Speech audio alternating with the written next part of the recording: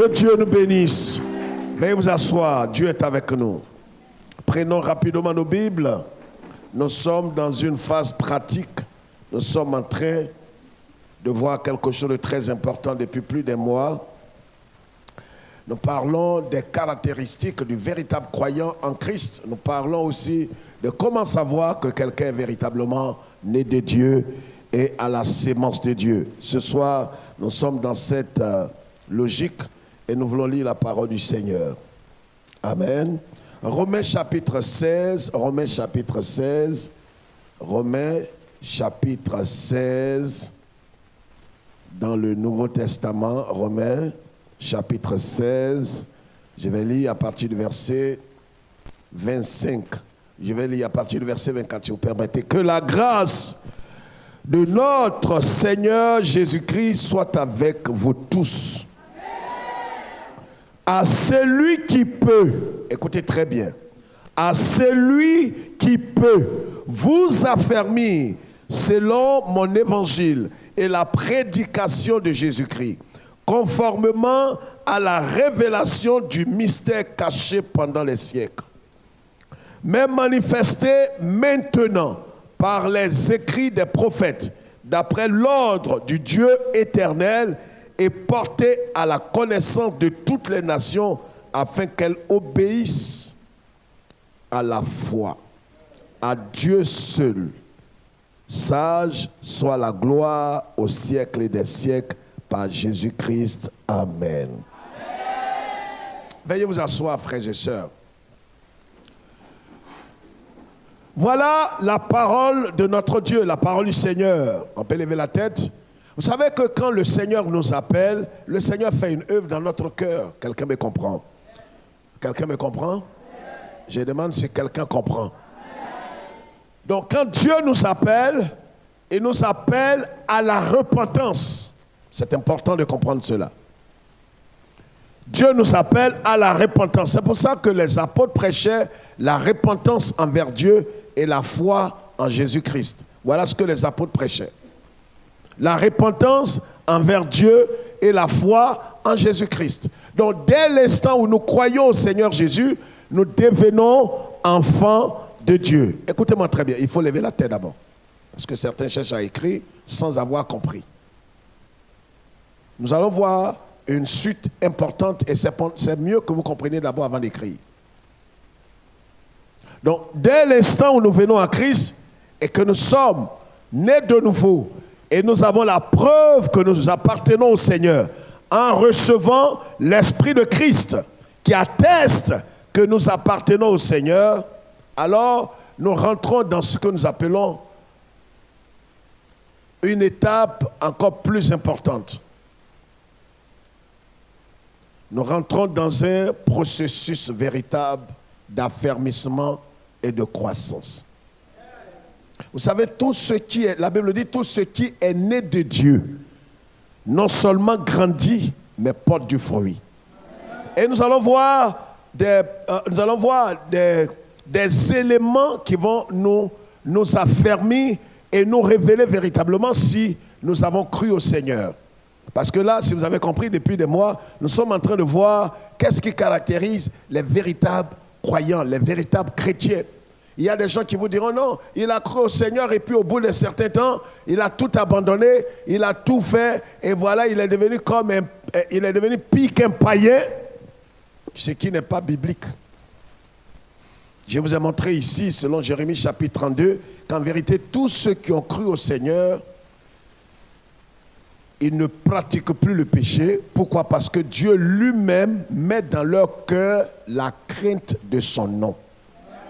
Ils ne font pas d'efforts charnels.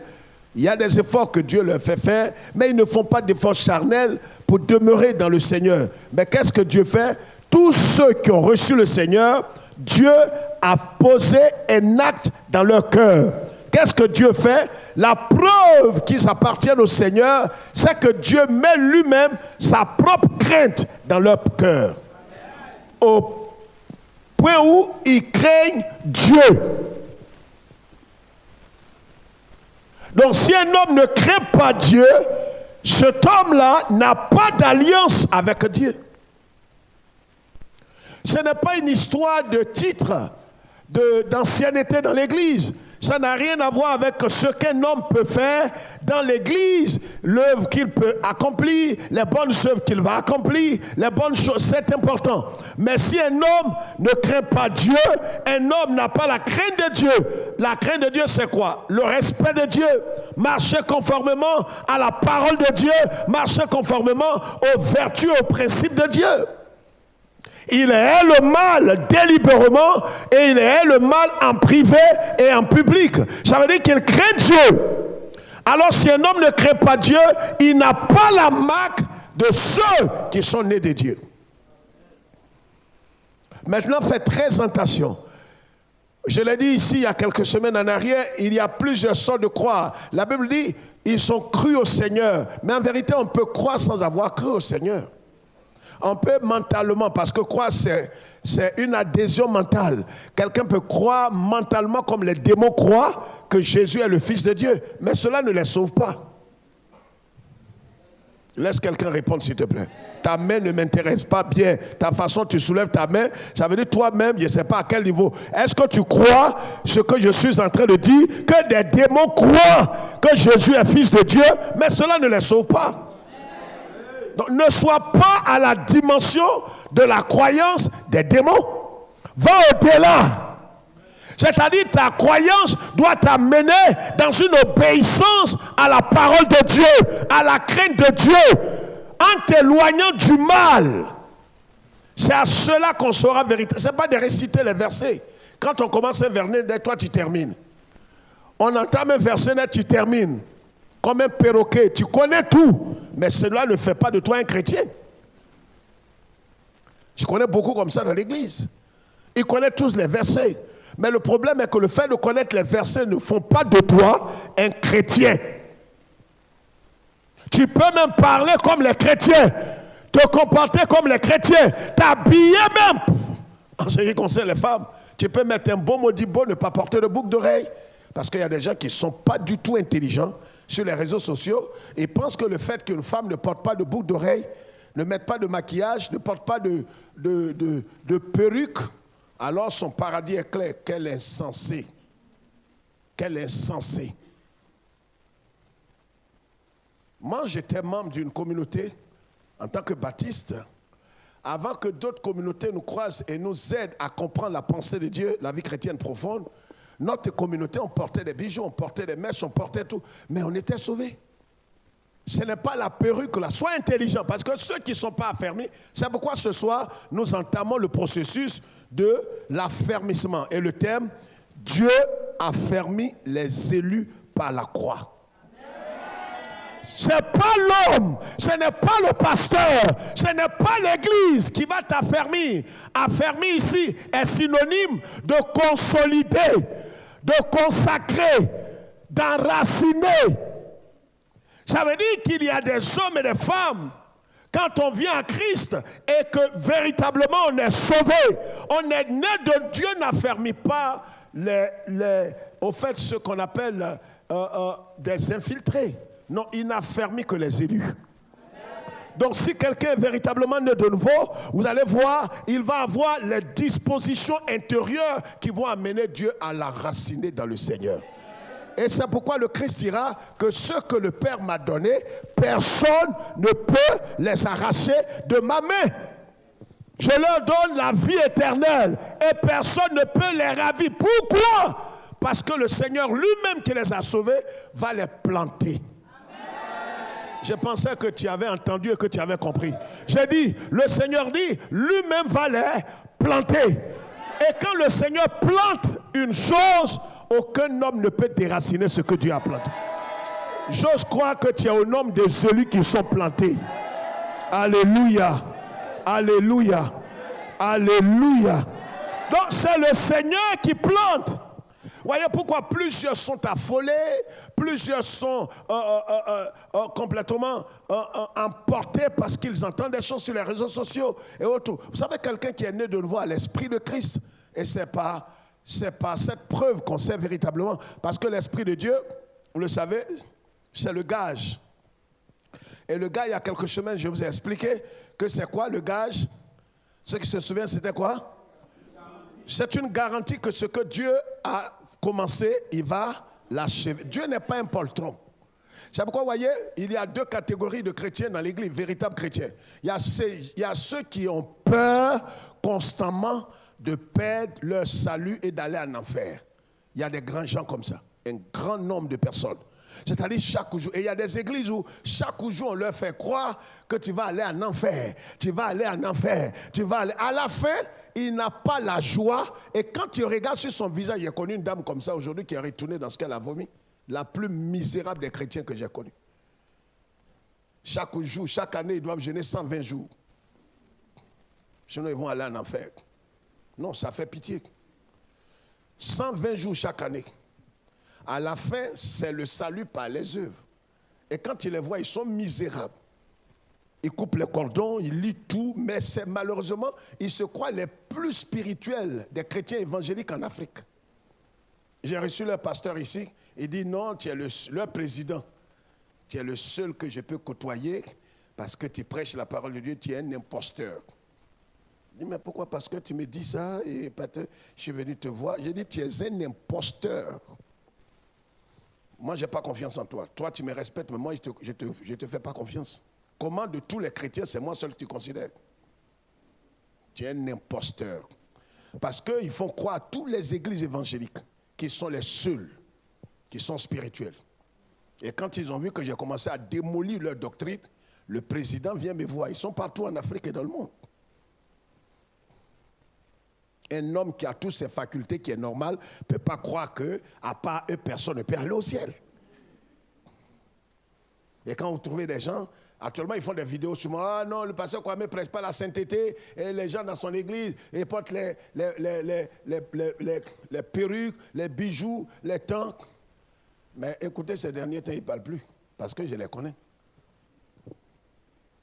Actuellement, ils suivent le message. Et ils me connaissent, je les connais. Des prostituées, des vieilles prostituées qui sont cachées derrière les foulards, je les connais. Une a voulu que je la consacre, je lui ai dit, je ne crois pas à ta conversion. On se connaît. Ils sont tombés sur un caillou. À celui qui peut, voyez, à celui qui peut vous affermir. Il y a un seul qui a la capacité d'être enraciné, de t'affermir, de te consacrer, de te planter, au point où rien ne viendra t'emporter. Est-ce que quelqu'un m'entend? Un seul. Et c'est ce que Paul dit ici. À celui qui peut vous affermir selon mon évangile. Frères et sœurs, Dieu, c'est lui qui nous affermit. Mais il nous affermit pas indépendamment de notre volonté. Il ne nous affermit pas malgré, bon gré, malgré. Ou il ne nous affermit pas indépendamment de notre volonté. Il ne nous affermit pas par contrainte. Il nous affermit avec notre consentement. Et comme véritablement nous sommes nés de nouveau et que notre esprit est assujetti à l'esprit de Christ et que ce n'est plus nous-mêmes qui vivons, mais c'est le Christ qui vit en nous, alors le Seigneur va juger bon. Il a tout ce qu'il faut. Pourquoi? Parce que nous nous disposons à lui et lui va nous enraciner. C'est pourquoi le véritable chrétien né de nouveau qui a l'esprit de Christ, selon Romains 8, 16, qui déclare, il faut écrire ce passage, le Saint-Esprit lui-même rend témoignage à mon esprit que je suis enfant de Dieu. Ce n'est pas un pasteur, ni un prédicateur, ni un évêque, ni un archevêque qui doit attester que toi tu es enfant de Dieu. C'est le Saint-Esprit qui rend témoignage à ton esprit, à l'intérieur de toi, que tu es un enfant de Dieu.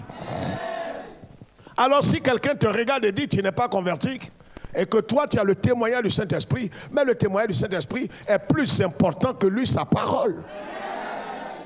Maintenant, si ta vie est contraire à la vie de l'Esprit, là toi tu es un infiltré, tu es un imposteur. Parce qu'en vérité, on va expliquer tout cela. C'est Dieu qui a fermé les chrétiens. C'est Dieu qui a fermé ceux qu'il a sauvés. Voyez, regardez par exemple un parent, une maman normale, quand elle met au monde un enfant, mais qui est-ce qui va venir nourrir cet enfant, prendre soin de cet enfant si elle est en vie? Amen. C'est la maman qui doit le faire. C'est la maman qui donne les soins. C'est la maman qui nourrit. C'est la maman qui lave. C'est la maman qui prend soin du bébé. Mais Dieu nous a engendrés. On est sortis de Dieu. Alors c'est Dieu qui nous enracine et qui nous affermit et qui garde notre foi. C'est ce que la Bible dit. C'est pour ça que, voyez, notre lendemain est assuré. On ne chante pas ça? On chante ou on ne chante pas ça? Mais tu chantes les chants, ça rentre dans ton oreille gauche là, et ça sort dans ton oreille droite, et tu ne retiens rien. Ça fait que le lendemain n'est pas agité. J'ai confiance en Dieu. Je n'ai rien dans ma poche, mais je sais que le Dieu qui a commencé cette œuvre divine dans mon cœur, il va l'achever. Donc je suis certain, comme demain, mercredi, que je serai au paradis avec tous les saints. En vivant dans le péché, répondez-moi, hein. Quand on pose les questions, il faut répondre. En vivant délibérément dans la prostitution, la perversion, c'est le signe même que tu n'as jamais été sauvé. Quelqu'un comprend ce que j'ai dit? Parce que la Bible dit en 1 Jean chapitre 3 que celui qui est né de Dieu ne pratique plus. Donc si quelqu'un demeure délibérément et volontairement dans le péché, doutez de son salut. Alors les antéchrists qu'on entend à la télévision ou bien sur les réseaux sociaux disent non, écoutez, une fois tu es sauvé, tu peux vivre comme bon te semble, tu peux aller dans les boîtes de nuit, tu peux mourir en 2 prostituées, mais tu vas au paradis. Non, ça c'est des antéchrists, c'est l'esprit de l'enfer. Ce n'est pas le même évangile. Celui qui est né de Dieu, il s'éloigne lui-même du péché et le malin ne le touche pas. Ce n'est pas parce qu'on le poursuit. On n'a pas besoin de l'appeler, de le contraindre, de le pourchasser pour venir à l'église. Non! On n'en a pas besoin. Un véritable enfant de Dieu, on ne le poursuit pas. Il a la sémence dans son cœur. C'est pour ça qu'il y a des gens, oui c'est vrai, au début de la conversion, on peut aider certains, mais à un certain moment, laissez-le. Il y a des gens, non, on ne m'a pas appelé. On m'a pas, ça fait 9 ans que je viens à l'église, personne ne veut me suivre, personne, tu es le plus misérable qu'on ait rencontré. Et on t'a appelé pour manger. Attends qu'on te téléphone pour que tu ouvres ta bouche pour manger. Attends qu'on te téléphone pour aller dormir. Attends qu'on te téléphone pour aller te laver. À la fin, sois intelligent. Pourquoi on ne t'appelle pas pour ça? Et pour que tu viennes pour entendre la parole, pour que ta foi s'affermisse, on doit t'appeler. Vous ne voyez pas vous-même? La Bible dit aspirer, comme les nouveau-nés aspirent au lait maternel, c'est comme ça ceux qui ont l'esprit de Christ aspirent à la parole de Dieu. Est-ce que je parle à quelqu'un ce soir? Quand quelqu'un est né de nouveau, il est caractérisé par la faim et la soif de la parole de Dieu. Il a envie d'entendre le message qui transforme sa vie. Il a faim et soif. On ne m'a pas appelé. Tu as le culot. Et ceux qui sont des aveugles bergers, ils poursuivent ces gens. Ah, je le suis. Et il ne veut pas venir à l'église. Tu es grand. Tu as choisi le chemin de l'enfer. Regardez ce que Jésus dit. Jésus dit, il y a 2 voies. Il y a le chemin large et puis le chemin étroit. Aïe. Dis frère, pourquoi il fait ça? Normalement, il doit mettre un seul chemin. Surtout qu'on est un peu façon, on n'est pas trop normal là. Il n'a qu'à mettre un seul chemin là, on marche sur le seul chemin. Il dit non, il y en a 2. Donc quand tu arrives, tu choisis le chemin selon ta destinée. Si tu prends le large, tu sais où? À ton âge là, je dois te dire, prends le petit chemin. On ne sait pas ce que tu veux faire sur le large chemin. Donc va. Sur le chemin large, on divorce, on se remarie, on se prostitue, on va à l'église, mais on mène sa vie d'infidélité, de boire, on fume, et puis on vient prophétiser. Ça, c'est le chemin large. Le chemin étroit, c'est trop étroit pour faire ça. Il n'y a pas place pour ça. Quand on t'a insulté, c'est toi, sur le chemin étroit, c'est toi qui as raison là. C'est toi qui vas demander pardon. C'est trop étroit. Là-bas, c'est compliqué. Et je vais vous choquer ce soir. Vous savez, les exigences de Jésus, ils ne les changent pas au gré de visage. Or, nous les pasteurs, on fait ça à cause de l'argent. Quand on voit un premier ministre rentrer à l'église, on chante l'évangile. Quand on voit la première dame, on voit quelqu'un dans certains pays vient à l'église, on change le message. On le fait maintenant, quoi? Pour arranger celui qui est venu pour qu'il demeure dans notre église. Or, celui qui sauve, c'est lui aussi qui enracine. Donc, si quelqu'un ne demeure pas, il n'est pas des nôtres. On partait en Israël. Quand vous allez en Israël, vous transitez soit par Éthiopie, soit par Belgique. On transite. Donc quand on arrive à Bruxelles, tu es en Europe, tu peux te balader, tu manges les choses d'Europe, mais tu ne vas pas rester là. Ton cerveau même est préparé pour ça. Tu ne peux pas sortir, tu n'as pas le visa pour sortir de l'aéroport. Tu ne peux pas. Il y a des caméras, il y a la police, il y a la gendarmerie, il y a un peu tout. Tu veux sortir quelque part, on te demande, oui, ton papier, oui, tu vas où? Vous êtes en transit? Non, ok, allez vous asseoir là-bas. Tu vois, tu es canalisé. Sur la terre ici, tu es ici, mais tu ne te canalises pas. En tant que tu regardes canal. Dis à quelqu'un, c'est de toi, il veut parler. Dis, sois canalisé.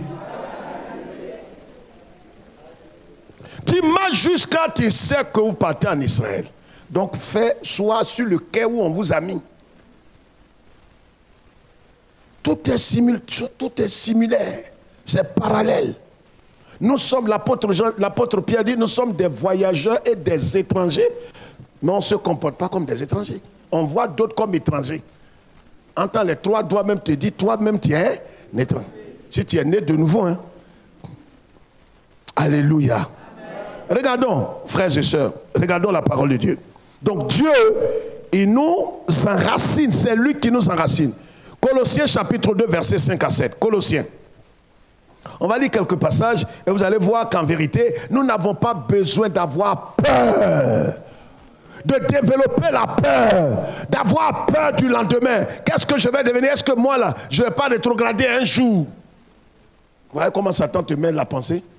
Est-ce que ça là, on dit qu'il y a des gens qui ont couru jusqu'avec le Seigneur. Au dernier jour, ils ont quitté la voie au Seigneur. Vraiment, garde-moi, quand il ne sait pas si je vais devenir comme Judas. C'est vrai ou bien c'est faux? Non, répondez-moi, les saints, ils savent ce que je suis en train de dire. Le diable va mettre des paroles comme il va te dire non, ça là. Est-ce que toi tu sais si tu vas achever la course? Frère, Colossiens chapitre 2, le verset 5 à 7. Colossiens. Amen. Amen. Amen. Je lis la parole du Seigneur. Colossiens chapitre 2. J'ai dit 2, non? Colossiens 2, le verset 5 à 7. Car si je suis absent de corps, je suis avec vous en esprit, voyant avec joie le bon nombre qui règne parmi vous et la fermeté de votre foi en Christ. Vous avez entendu? La fermeté de votre foi en Christ. Quand bien même que Paul était absent, le pasteur n'a pas besoin d'être là constamment derrière toi, ton ouvrier de cellule, la déléguée des femmes, les leaders, les encadreurs spirituels pour que ta foi soit faible. Non, c'est que tu n'es pas converti. Ah, est-ce que le pasteur est là? Est-ce que notre pasteur de zone est là? Est-ce que le pasteur de zone n'est pas ton Seigneur? L'apôtre était absent, mais la foi des Colossiens était affermie en Christ. Pourquoi? Parce que celui qui les a affermis n'est pas Paul, mais Jésus lui-même. Donc que le pasteur, que l'encadreur, que ton encadreur spirituel soit là ou soit pas là, c'est pas nécessaire. Toi, ta foi s'affermit de jour en jour. Parce que ta foi s'affermit sur la base de la parole de Dieu. Et non pas par les coups de fil. Ah, ils ne m'ont pas appelé, ils ne m'ont pas rendu visite, ils n'ont pas prié pour moi. Je ne sais pas pourquoi ils ne m'ont pas rendu visite. Ça, c'est au début, on peut le faire. Une fois, deux fois. Mais on ne va pas le faire constamment. Et il y a des églises où tout est bâti sur ça. Des choses classiques. Si on ne t'a pas rendu visite, alors il ne vient pas à l'église. Si on ne lui a pas rendu visite, il fait... Même regardez les bébés. Bébé qui est né, qui est normal. À certaines heures, bébé là commence à crier. Il pleure pourquoi? Il veut boire. Ce n'est pas quelqu'un qui lui dit, et si le bébé là ne veut pas t'aider, toi-même qui es la maman là, tu ne te réjouis pas pour dire, bébé là depuis 3 semaines ne veut pas boire lait. Mon sein reste tranquille. Non, tu n'as pas compris. Ton enfant est malade.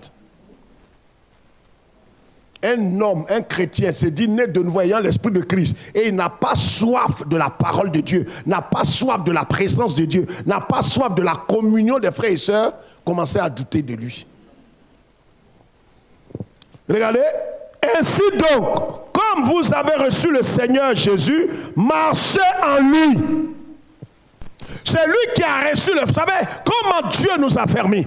Celui qui a reçu véritablement le Seigneur, il ne doit pas marcher en ennemi de la croix, mais il doit marcher dans le Seigneur et selon les principes du Seigneur. Et ça, on ne l'oblige pas, on ne le contraint pas. Comme il a reçu le Seigneur, l'Esprit de Christ le conduit à marcher comme Christ. Je parle à quelqu'un. Pourquoi est-ce que celui qui est né de quelqu'un, moi mes enfants ne font pas un effort pour marcher comme moi? Ils marchent indépendamment. Indépendamment d'eux, ils marchent comme leur père. Tu marches comme ton père, tu n'apprends pas à marcher.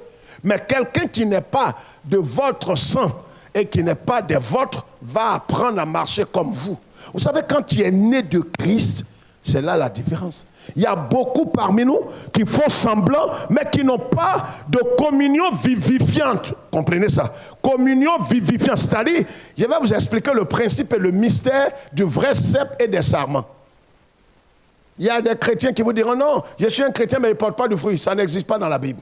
C'est pourquoi le Seigneur dit, en Jean 15, que tout sarment qui ne porte pas de fruits sera retranché et jeté dans le feu.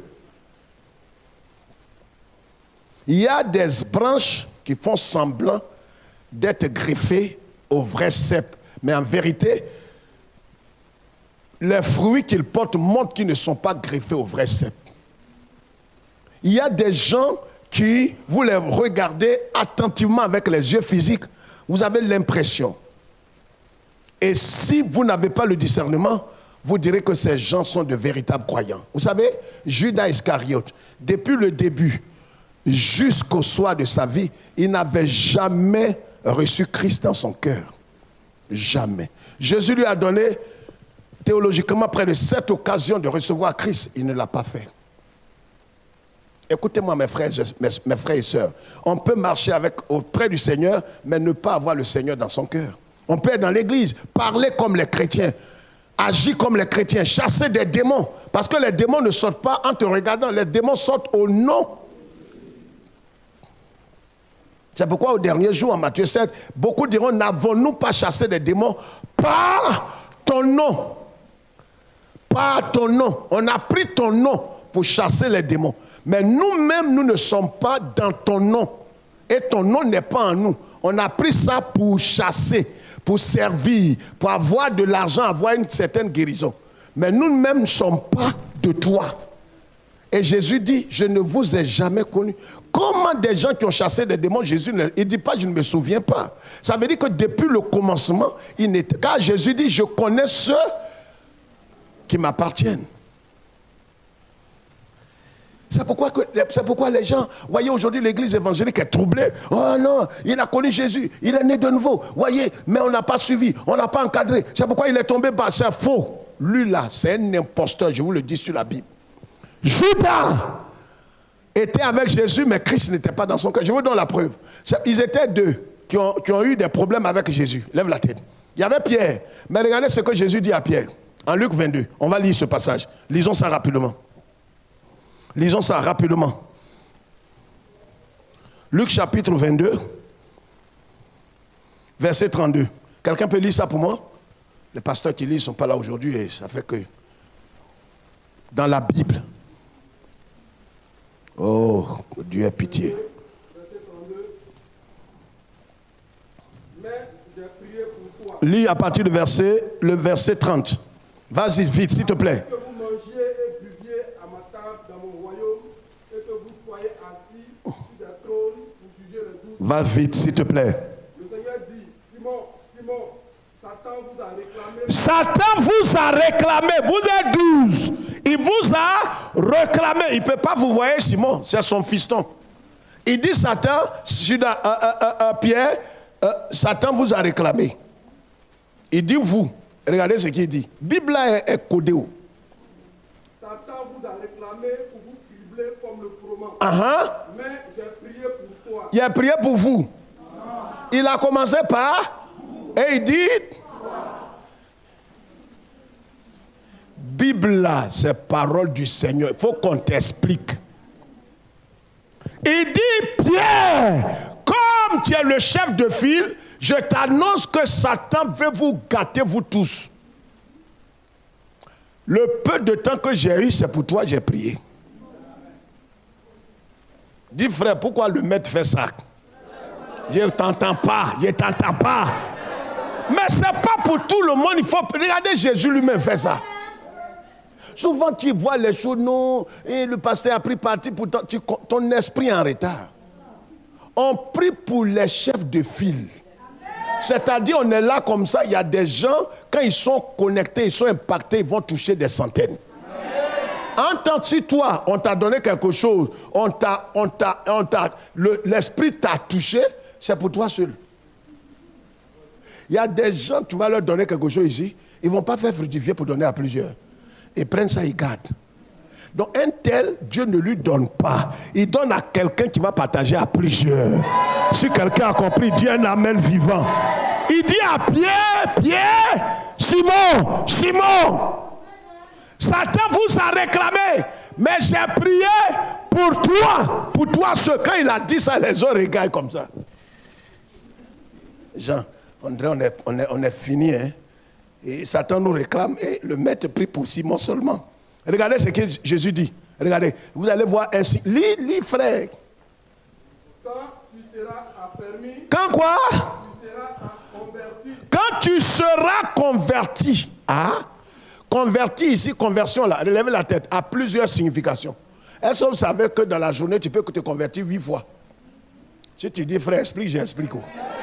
Converti ici n'est pas conversion originelle, hein, où tu as connu Christ, Christ est rentré dans ton cœur. Non, converti ici, c'est une forme de repentance, de revenir à Christ. Quand tu pèches, tu t'éloignes du Seigneur. Le Seigneur est dans ton cœur, mais tu t'es éloigné de lui à cause du péché. Et le Seigneur dit, quand tu reviendras, mais s'il doit revenir, c'est qu'il était à elle, le Seigneur. Oh, tu vois, celui qui a compris son amen n'est plus vivant. Il ne dit pas ça à Judas. Judas n'a jamais, quand il dit à quelqu'un, reviens à moi, c'est qu'il était à toi. Il dit à Simon, quand tu vas revenir à moi, ça veut dire que tu t'en vas. Regardez, le juste, il peut tomber, mais il ne demeure pas là. Le croyant qui est né de nouveau, le signe par lequel vous allez le reconnaître, c'est qu'il ne demeure pas à jamais dans le péché. Il peut tomber, mais le Seigneur le relève toujours. Je pensais que ta joie allait être grande. C'est pourquoi il faut se laisser dans l'adultère. Il faut aller dans les boîtes de nuit et boire. C'est la preuve même que tu n'as jamais été sauvé. Donc il dit à Simon, tu es avec moi, je suis en toi. Mais Satan veut te frapper. Quand il va te frapper, ta foi ne va pas défaillir. C'est pour ta foi que je prie. Car sans la foi, nul n'est agréable. Donc j'ai prié. Mais pourquoi il n'annule même pas attaque là? Il va pas annuler. Il y a des choses qui sont programmées sur ta vie. Ça ne va pas te tuer. Ça va t'enraciner. Il y a des choses, Seigneur, j'annule tout. Je coupe tout. Pasteur, papa, tu es venu d'Israël là, annule tout. On n'annule pas. Il y a des choses, il faut que ça te rencontre. Ça va arriver. Et quand ça va arriver, ta foi va être multipliée. Va avoir une dimension. Tu sais, il y a des épreuves que tu as connues.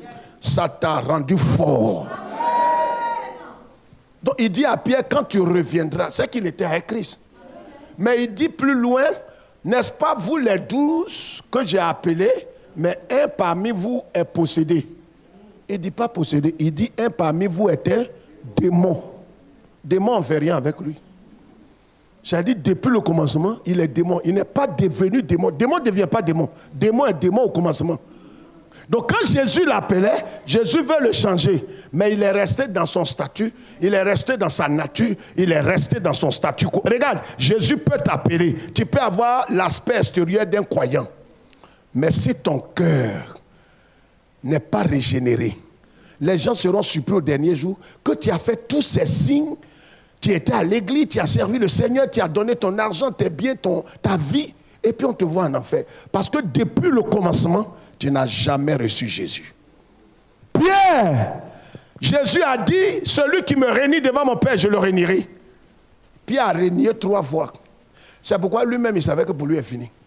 Il a vu ses amis, il leur a dit, moi, il m'en va à la pêche. On dit, Pierre, tu vas où? Il dit, il va à la pêche. Mais ce n'est pas à la pêche, tu étais, et puis le maître a appelé. Il dit, mais pour moi, c'est fini. Je l'ai régné 3 fois. En temps, il dit, celui qui le réunit une seule fois, il va le régner devant le Père. C'est que moi-même, pour moi, c'est fini. Mais vous voyez, ça, c'est les chrétiens. Ils sont nés de nouveau, mais ils n'ont pas la connaissance.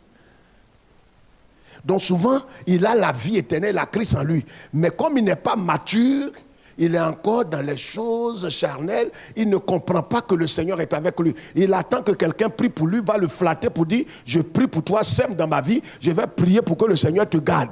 Oh, il ne sait même pas, sans cette offrande, le Seigneur le garde. Mon peuple périt. Donc Jésus lui-même, quand il ressuscite, il va trouver Pierre là où il est. C'est pas tout le monde, hein? C'est pour ça que vous êtes 2 comme ça en train de faire des choses. Tu es étonné que toi, l'autre est mort et l'autre est revenu au Seigneur. C'est quoi ça? L'autre là, il n'appartient pas au Seigneur. C'est lui qui appartient au Seigneur que le Seigneur allait prendre. Donc Jésus apparaît à Pierre et lui dit, Simon, est-ce que tu m'aimes? Il dit, je t'aime. Est-ce que tu m'aimes? Il dit, je t'aime. Est-ce que tu m'aimes? Il dit, ah mais tu sais tout, s'il y a quelque chose, dis-moi. Il dit, non, viens maintenant. Je viens te chercher. Il dit, ah, je croyais que tu allais me régner. Il dit, non, ma semence est en toi. Là où ma semence est là, je ne jette pas. Vous savez, attendez, je vais vous dire quelque chose. On ne peut pas terminer le message. Je vais vous dire, vous savez, nos mamans, j'ai appris ça de ma mère. Hey, vous allez par exemple souvent tout jeune, tout n'avez pas encore de drap, tout, vous savez, moins de 10 ans. Souvent les mamans enlèvent un pain dans leur sac, dans leur valise, ou bien dans leurs choses, dans leur sac, et puis vous donnent pour vous couvrir. C'est ça ou c'est pas ça? Souvent, peut-être la maman n'est pas là, et puis tu enlèves un de ses pailles. Comme elle n'est pas là, et qu'il se fait déjà soir que tu veux te coucher, tu enlèves l'un de ses pailles. Je ne sais pas si vous avez fait ça. Pain que j'ai enlevé là, c'est hollandais. Je me couvre. Elle même qui t'a mis au monde là, elle vient comme ça. De toute façon, elle va te limer. Quand elle te lime, elle en est pas la main sur toi. Quel que soit l'état dans lequel tu es. C'est ça, tu te couvres. Ton père, c'est pas comme ça, il achète pour moi. Je parle à quelqu'un. Elle en est pas là. Elle se prend un fancy, vieux, fatigué, éprouvé. Elle jette ça sur toi. Toi-même, écoutez, tu n'as pas le discernement, à ce temps, tu n'as pas. Tu sais pas, tu te demandes où est fancy, où est hollandais. Elle qui est mature connaît. Regarde, je peux te dire ça. C'est ça qui fait mal à tonton là. Lui, quand il a péché, Dieu n'a pas créé solution. Dis, nous, on a péché. Dieu crée solution. Dis frère, pourquoi Dieu fait ça? Dans la Bible, au commencement, la Bible dit quand il nous a créés, il vit que c'était très bon. Vous savez ce qui est très bon? Hollandais qui en a demandé à vos mamans. Hollandais, il t'a gâte, quand il se gâte, il est un peu déteint. On ne rapièce pas ça. On jette. Hollandais. J'ai vu ma maman laver ça le soir. En temps, il n'y a plus de soleil. Je ne sais pas si vous comprenez ce qu'elle dit. Elle lave ça le soir. Elle dit, mais mamie, c'est la nuit là, tu l'as dit, tu ne comprends pas. Lave ça. Le soleil ne doit pas trop frapper Hollandais. Ce que je vous enseigne là, c'est les choses de la vie.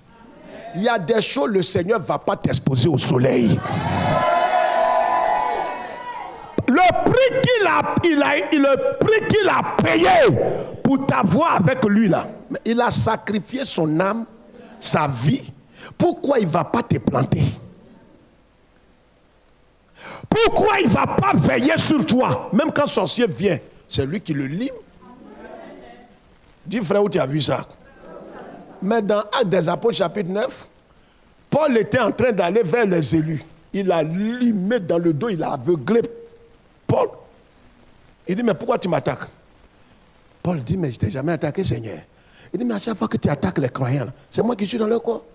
Tu joues avec moi, Paul. Tu sais que j'ai donné mon sang pour ces gens. Le problème est que tu n'as pas la connaissance de la valeur que le Seigneur a déposée en toi. C'est pourquoi lui qui t'a sauvé là, c'est lui qui te plante. C'est lui qui t'enracine. C'est lui qui te consacre. Pourvu que tu te laisses faire. Et les mamans mettaient les pagnes là. Et puis le vent frais là, va sécher pagne là.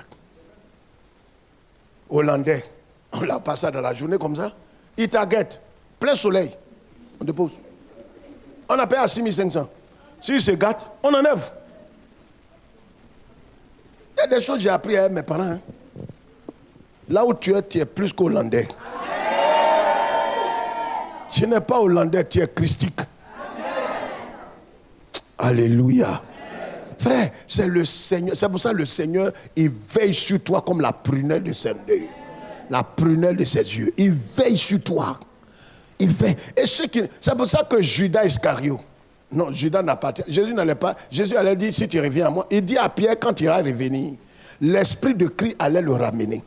Parce que quand tu appartiens à Christ, que tu es né de nouveau, et il a mis son esprit éternel en toi, tu ne peux pas te perdre. Parce que tu ne fais plus ce que tu veux. Tu es conduit par l'Esprit de Dieu, par la puissance du Saint-Esprit. Amen. Lisons ce passage, on va se lever. Lisons ce passage. Ceux qui prenaient note là, prenez ce passage-là, rapidement, écrivez, pardonnez-moi, écrivez. 1 Corinthiens 1, verset 8. 2 Thessaloniciens 3, 3. 1 Pierre 5, 10. On va lire ça, on se lève, on lit ça rapidement et puis on va partir. Rapidement, s'il vous plaît. 1 Pierre 1, verset 8. Lis-moi, étudiant. 2 Thessaloniciens 3, 3. Deuxième étudiant. 2 Thessaloniciens 3, 3. On est à l'école biblique, là, c'est pour apprendre. Et puis 1 Pierre 5, 10. Allons-y. 1 Corinthiens. 2 Thessaloniciens 3, 3. Oui. Allons-y. Le Seigneur est fidèle. Quoi? Le Seigneur est fidèle. Lis ça avec conviction. Le Seigneur est fidèle. Le Seigneur Est fidèle. Oui. Il vous affermira et vous préservera du malin. L'apôtre Paul dit aux Thessaloniciens, le Seigneur est fidèle. Je vais dire à quelqu'un ce soir, ne te trouble point, ne t'agite point. Le Seigneur est fidèle. Il t'affermira et il te préservera du malin. Reprends le verset, s'il te plaît. Le Seigneur est fidèle. Il vous affermira et vous préservera du malin. C'est lui qui nous préserve. Le malin là, est-ce que, alors, regardez ici, est-ce que quelqu'un sait où le malin est positionné? Non, dites-moi, vous qui coupez cordon avec les doctrines de démons mal affermis là. Parce que le problème aujourd'hui, vous voyez, je vais vous expliquer le principe de cure d'âme et toutes ces choses. Ce n'est pas mauvais en soi, mais c'est un manque de confiance véritablement. Et puis, on n'a pas la certitude de la vraie conversion. Parce que lui qui a commencé en vous, écrit Philippiens 1, 6. Philippiens, écris ça. Monsieur, tu sais lire et écrire? Tu sais lire et écrire? Tu sais lire et écrire? Il faut écrire. Philippiens 1, 6. Tous ceux qui savent lire et écrire, qui n'écrivent pas, je ne suis pas content de vous. Il faut écrire pour apprendre. On est à l'école des disciples de Christ. Philippiens 1, verset 6. Donc, voyez, Dieu est fidèle et c'est lui qui nous affermira. Ce n'est pas toi-même. Tu ne peux pas te planter. C'est le Seigneur qui t'a sauvé, qui t'a lavé, qui t'a justifié, qui t'a purifié, qui va te planter. Quelqu'un m'a entendu? Il va te planter. Il va te planter. Dis le plus fort. Il va te planter. Il va te planter. Il va te planter. Amen. Amen. Amen. Amen. Affermir, c'est quoi? C'est consolider, c'est fortifier, c'est raffermir, c'est ancrer, c'est faire asseoir, c'est planter. Aujourd'hui, le vrai problème est que beaucoup se disent, est-ce que le Seigneur va les planter? Est-ce que le Seigneur va le faire asseoir? Parce que, voyez, la peur qui est constante, c'est que, est-ce que moi, là, je vais terminer la course? Honnêtement, qui s'affleurait son esprit? Les vrais croyants. Nous tous, nous les vrais, ça affleurait notre esprit au début de la conversion. Satan parle à ton cœur. Ah, vraiment, de toute façon, la Bible dit dans Matthieu 7, là, est-ce qu'au dernier jour, Jésus ne va pas me jeter? Il ne va pas dire, je ne t'ai jamais connu. Non, tu es né de nouveau. Il t'a connu aujourd'hui, il te connaît demain. Il dit, personne ne peut les ravir de ma main. Personne. Alors, on lit le verset suivant. 1 Corinthiens 1, verset 8. Il vous affermira.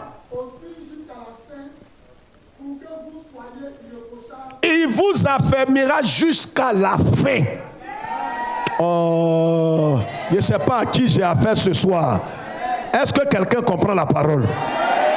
Il vous affermira aussi jusqu'à la fin. Quelqu'un comprend? Et qu'est-ce qu'il va faire? Pour que vous soyez irréprochables au jour de notre Seigneur Jésus-Christ. Dieu est fidèle. Lui qui vous a appelé à la communion de son Fils, Jésus-Christ, notre Seigneur.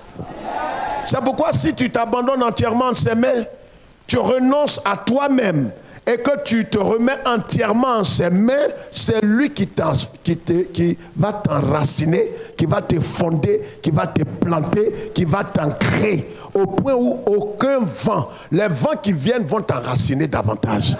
Les tempêtes, parce que je vais vous montrer 3 choses par lesquelles Dieu va passer pour affermir, pour te faire asseoir. Jésus est passé par là. Malgré qu'il soit Dieu, Jésus est passé par la même voie. On verra ça le mardi prochain avec l'aide du Seigneur. Mais je te montre d'avance que c'est Dieu qui nous affermit, c'est Dieu qui nous plante, c'est Dieu qui nous fait asseoir, c'est Dieu qui va te ancrer, t'ancrer véritablement dans le Seigneur. Là. C'est le Saint-Esprit qui le fait.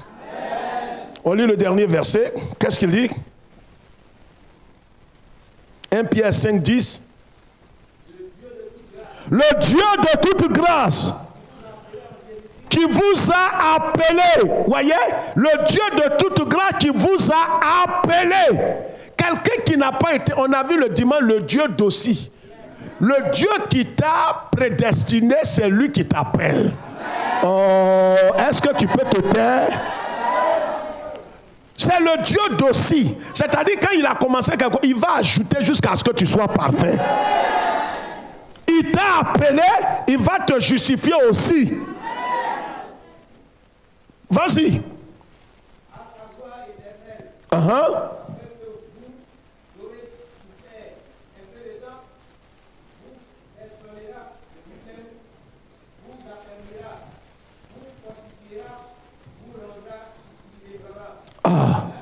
Est-ce que quelqu'un a compris quelque chose? 1 Pierre chapitre 5, le verset. Le Dieu de toute grâce qui vous a appelé en Jésus-Christ à sa gloire éternelle. Voyez, Dieu ne nous a pas appelés juste pour quoi? Un confort immédiat terrestre. Il nous a appelés à sa gloire éternelle. C'est pour ça que même sur le chemin, s'il y a des épreuves, dis-toi que ce n'est pas pour un confort immédiat. Oh, je pensais que les élus avaient compris. Ce n'est pas pour un confort. Tu n'as pas d'enfant, tu n'as pas de mari, tu n'as pas de femme, tu n'as pas de visa, c'est vrai. C'est des choses importantes, mais ce n'est pas l'essentiel de la vie.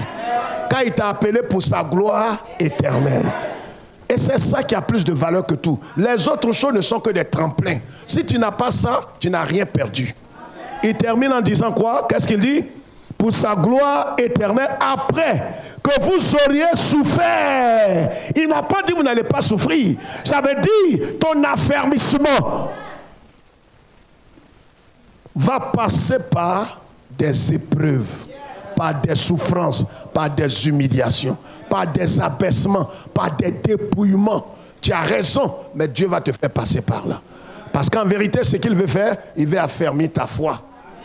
En vérité, pour que tous ces vents contraires ne t'emportent pas. Pour que ta foi soit davantage dans le Seigneur. Il termine en disant ceci. Un peu de temps vous perfectionnera. Ce n'est pas un pasteur qui te perfectionne. Oh, viens faire une offrande dans la vie du bishop, de l'archevêque. Tu vas voir, Satan ne peut rien contre toi. Non, tu es un aveugle. Il ne met plus pied ici. Tu es un aveugle. Tu es un aveugle. Le Dieu de toute grâce, c'est lui qui va te perfectionner. Tu aimes les futilités, les bêtises. Quelqu'un va te laver. Tu es femme de quelqu'un. Tu es une femme infidèle à radier. Quelqu'un, prophète, va te laver. Moi, je ne prends pas femme que quelqu'un, mon ami garçon, a lavé. Ça, c'est une prostituée. Un garçon normal ne peut pas prendre femme comme ça. Tu fais quoi avec elle? Et ça, c'est ce qui est à la mode. Le prophète va prier sur toi. Il va prier sur qui? Comment? Le Dieu qui t'a appelé, c'est lui qui va te préserver. Et donc, il va te perfectionner lui-même. Il vous affermira. Deuxième. Troisièmement, il vous fortifiera. Quatrième, il vous rendra inébranlable. Pourquoi? Parce que tu es né de nouveau. Et ça, c'est exclusivement les élus. Donc, si quelqu'un n'est pas inébranlable, n'est pas perfectionné, n'est pas, quoi d'autre encore, comme on l'a vu, n'est pas quoi affermé, non, il n'est pas des nôtres. Tu ne peux pas aller jusqu'à, et puis avant d'arriver, on dit, il n'est plus affermi. Il n'a pas été avec nous depuis le commencement. Frère, lisons le dernier verset, Philippiens 1, verset 6. Lisons ça. Lisons ça. Je suis persuadé, celui qui a commencé en vous cette bonne œuvre, lui qui a commencé, il t'a amené à la repentance, il t'a sauvé, il t'a donné le Saint-Esprit. C'est lui qui a commencé. Le problème est que qui a commencé l'œuvre en toi? Est-ce que c'est Jésus-Christ? Tu as vu Jésus commencer quelque chose qu'il n'a pas achevé? Voyez pourquoi les chrétiens sont agités, ils sont à la recherche d'un prophète, d'un bishop, d'un archevêque, d'un pape évangélique. Pourquoi les gens sont troublés? Ah non, tu as porté un bout d'oreille, tu es perdu. Et tu t'en vas en enfer. Il y a une dame à appeler. Parfait, simplement, elle a mis sur elle. Son mari veut la radier, veut la divorcer. Parfait. Parce que dans leur église, et ils sont sur les réseaux sociaux, Jésus revient. Ils ne croient pas au parfum. Ils ne regardent pas la télé. On ne porte pas. Je dis tout ce que vous pouvez faire. On ne met pas pommade. Il y a des savons parfumés. Je vous dis, les gens souffrent. Ne riez pas. Chaque jour, je reçois des coups de fil du monde entier. Pasteur, parfum aussi, si on met, on s'en va en enfer. Il a dit, mais il faut parler à ton mari là-bas. Quand vous suivez des tocards, vous allez finir votre vie comme ça. Parfum. Il y a des caleçons. La femme là ne doit pas porter.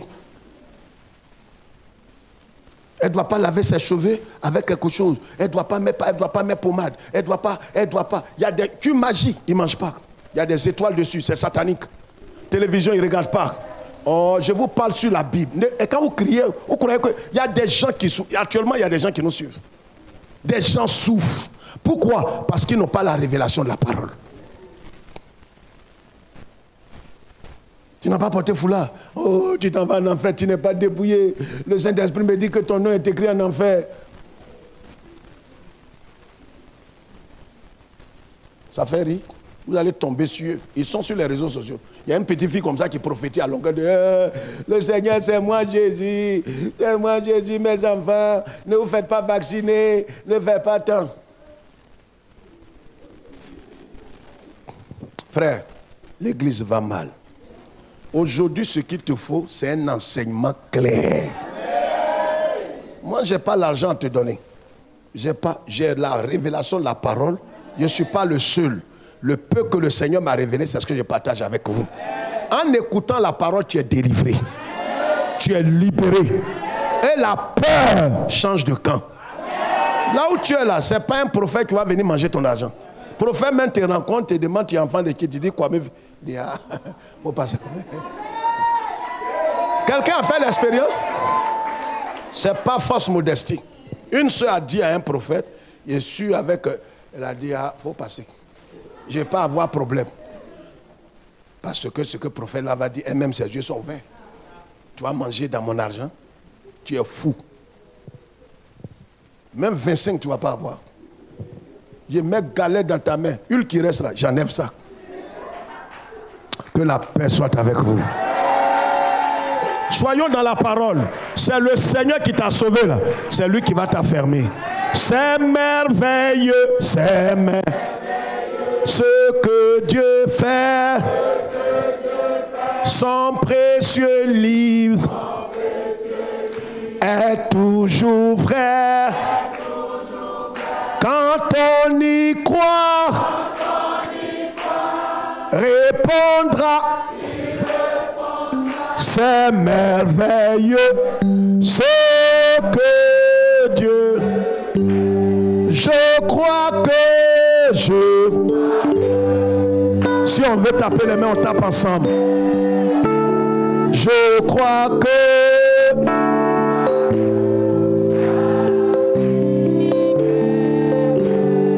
elle est vraie, elle est la parole du Seigneur. Je la serre dans mon cœur. À Dieu seul. À Dieu seul soit toute la gloire. Garde-nous dans le creux de tes mains.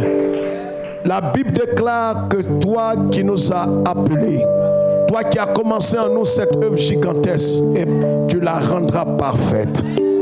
Nous n'avons pas peur du lendemain parce que nous t'appartenons depuis le début. Tu nous as régénérés et nous savons qu'aucune chose, aucun ordre extérieur ne peut nous empêcher d'entrer dans le ciel.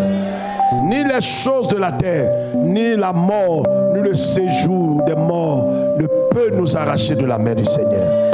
À toi seul toute la gloire, car la crainte, la peur ne sont plus notre partage. Laisse-nous aller en paix et permets que nous puissions nous retrouver ce vendredi pour ta seule gloire au nom de Jésus. Quelqu'un dit Amen.